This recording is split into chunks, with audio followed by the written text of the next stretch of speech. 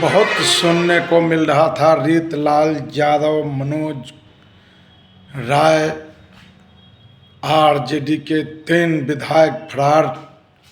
ये बहुत गोदी मीडिया, दलाल मीडिया जिस तरह से ये ढिंढोरा पीट रहे थे, चिल्ला चिल्ला के कह रहे थे कि ये आरजेडी के 3 विधायक फरार हैं।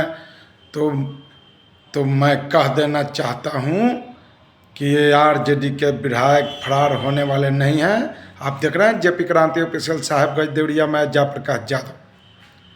तो जिस तरह से गोदी मीडिया और दलाल मीडिया, जिनको मैं नहीं दलाल मीडिया कहता, संसद भवन में भी चिल्ला चिल्ला कर कहा जाता है, तो ऐसे ऐसे गोदी मीडिया और दलाल मीडिया जो आरजेडी को बदनाम करने की कोशिश कर रहे थे, वो आज विधायक जिन्होंने सरेंडर करने का काम किया है, रीतलाल यादव सरेंडर किए हैं, और मनोज कुमार यादव जो कल्याणपुर विधायक है, उनका बयान आया है कि हम एसएसपी साहब से मिलेंगे और उनसे मिलकर सारी बातें रखेंगे। तो इस तरह से दोनों विधायकों का बयान आया है।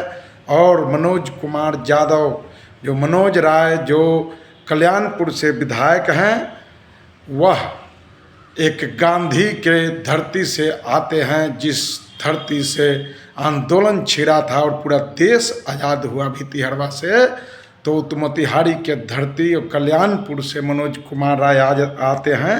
और मनोज राय जो हैं, उनमें पूर्ण रूप से गांधीगिरी भरा हुआ है। अगर कोई कहता है कि मनोज राय गलत हैं, तो मैं कहता हूँ वह मीडिया बिकाऊ है, वह मीडिया दलाल है।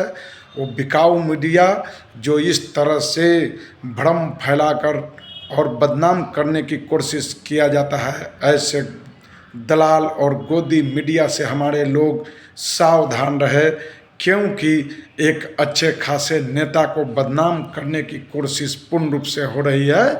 क्योंकि सामने विधानसभा है, तो आप समझ सकते हैं कि विधानसभा सर पर है, चुनाव महज सामने है, जिसके कारण राष्ट्रीय जनता दल को बदनाम किया जा रहा है और उनके विधायकों को फंसाया जा रहा है। मनोज कुमार यादव का कहना है कि हम कोई ज़मीन हड़पने नहीं गए थे, जो बदनाम किया जा रहा है। हमारे फादर के इतिहास के बारे में पता है और हमारे इतिहास के बारे में पता है। हम आम गरीब की लड़ाई लड़ने गए थे, उनका दुकान बचाने गए थे, उनका ज़मीन जायदाद बचाने गए थे। तब हम पर यह जलसाजी के तहत विरोधियों का मंसूबा गलत होते हुए हमको फंसाया गया और हम पर एफआईआर हुआ। ये सब कुछ दूध का दूध और पानी का पानी हो जाएगा, इसमें ज़्यादा दिन नहीं लगेगा।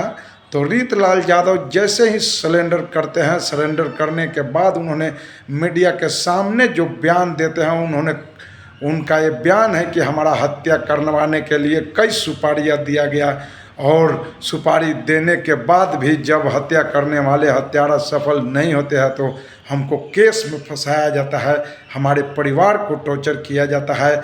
इस तरह से जो है राष्ट्रीय जनता दल के विधायकों को जिस तरह से तंग और तबाह किया जा रहा है, उनको फंसाया जा रहा है, वो आने वाला जो समय होगा वो विरोधियों के लिए भी उसी तरह से दिन होगा।